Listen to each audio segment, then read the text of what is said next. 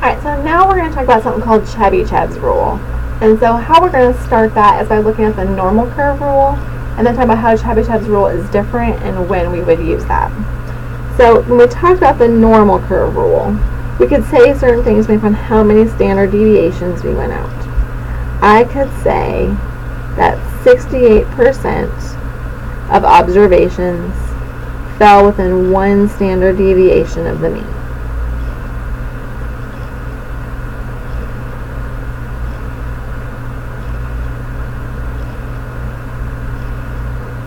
Or if I started at the mean, went out a standard deviation in either direction, that would give me 68% of my observations.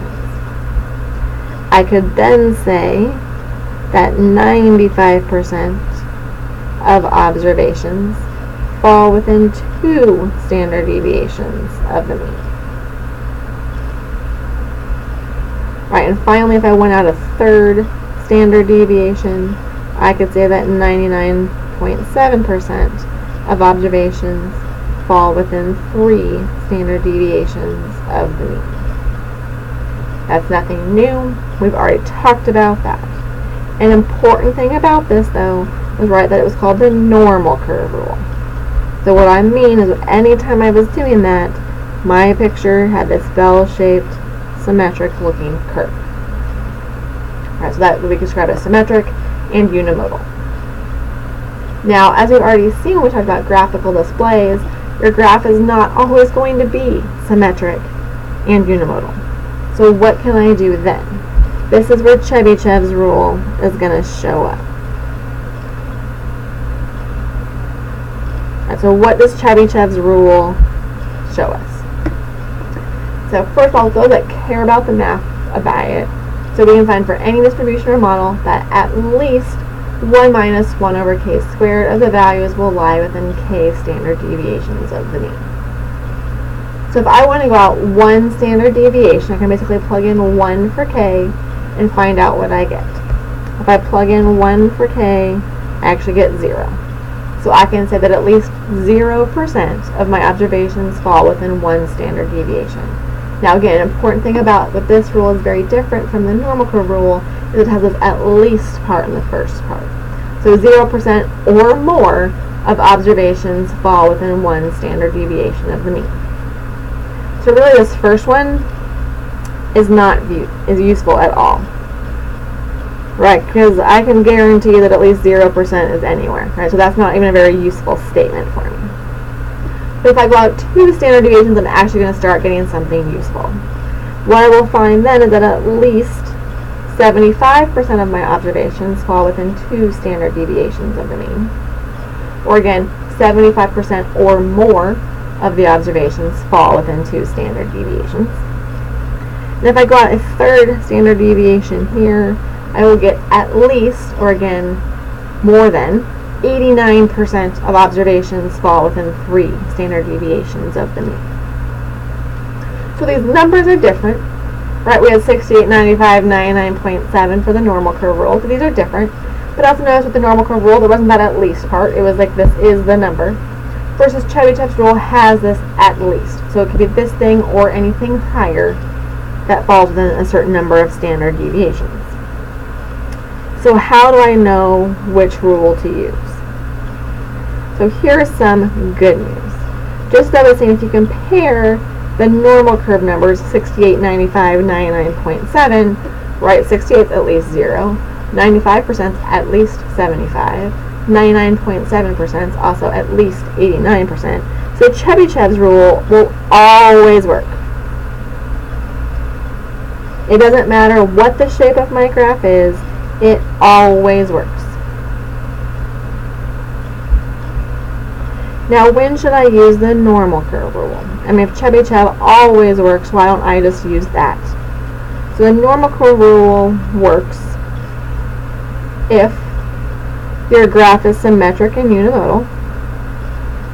Right, that's what has to be true for me to be able to use it, because then it'll look like a bell-shaped normal curve.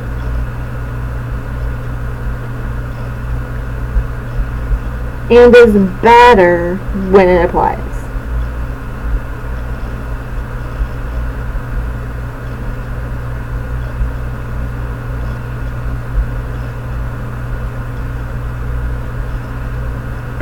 Alright, so how is it better? Saying 68% is a lot better than saying at least 0. Saying 95% is better than saying at least 75. And saying 99.7% is better than saying, well, it's at least 89. Like, if I can give you much more exact numbers, I want to do that. But if I can't give you exact numbers, right, if my graph is not symmetric and unimodal, telling you something is better than telling you nothing. Let's see if this helps as we apply it to an example here. So we're going to look at exam 1 scores, and they're going to be skewed to the left. All right, so what does skewed to the left looks like? Right, means that there's less over here on the left, and it's going to kind of get bigger as we go to the right, something like that. In addition, they have a mean of 75 points and a standard deviation of 11 points. We're going to describe the results I would obtain if I took a sample of students' exam 1 scores, and scores can fall between basically 0 and 103 points because there was a little extra credit on here. So what I'm going to start with, as usual, is my number line. What I'm not doing on this that we got so used to doing before is I'm not putting this bell-shaped curve. Well, it's skewed to the left, so it's not a bell-shaped curve. So I'm going to kind of get this habit now where I just sort of draw the line instead of drawing the curve on top of it as well. And I'm going to start right at my mean, which is 75. And then I'm going to go, in our habit here, about 3 standard deviations in both directions. What's my standard deviation? 11. So I'm going to subtract 11, subtract 11, subtract 11.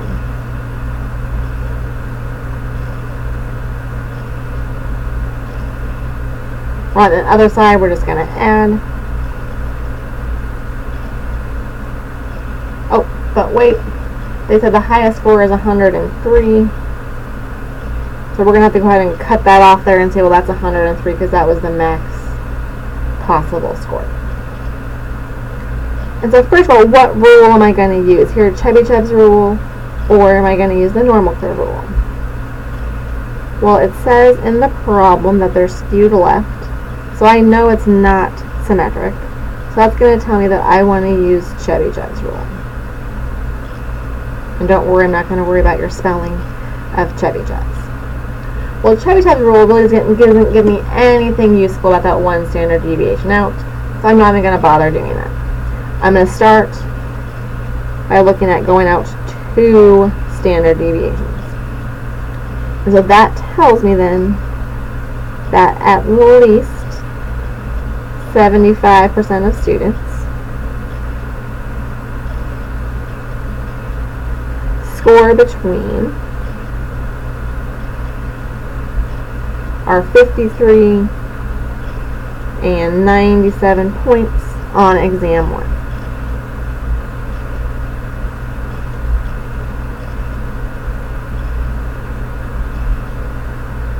Okay, at least 75%. Could be more.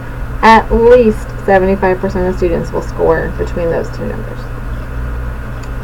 Then I can go out my 3rd standard deviation here. And Chebychev's rule here will tell me that at least 89% fall between those 2 numbers.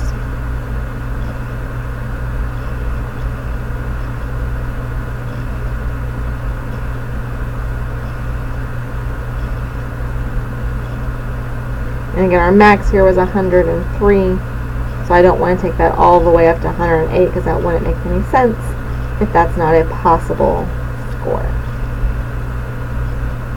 So that's what Chebychev's rule would tell us. If instead exam scores were symmetric and bell-shaped instead, or in a sense I know that it's normal thing that I'm working with here, I would use the normal curve rule.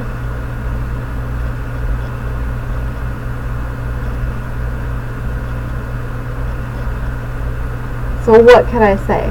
Well, I mean, first of all, I would take my mean, 75, go out 3 standard deviations in both directions. So actually notice the numbers along the bottom are exactly the same. So in a sense, the math does not change. What's going to change is what I can say about them. If I go out 1 standard deviation, I couldn't say anything when I was using Chebychev's rule. But if I'm using the normal curve rule, I know that 68% fall between those 2 numbers. So I could say that 68% of students score between are 64 and 86 points on exam 1.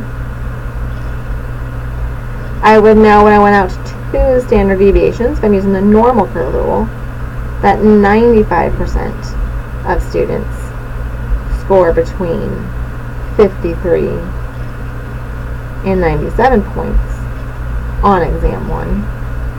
And if I went out the third standard deviation with the normal curve rule, that would be 99.7% of students would score between our 42 and 103 points on exam 1. What's important about this? What didn't change? This number line didn't change, alright. The numbers on the bottom is not impacted by which rule I'm using. What is impacted by what rule I'm using is what I can say about that range. So if it's Chebychev's rule and I go out 2 standard deviations, that's at least 75%. If I go out 2 standard deviations and I can use the normal curve rule, that's 95%. Not at least, just it is 95%. So we will start class next time with doing another example applying Tchebycheff's rule and answer any questions that you may have about understanding it.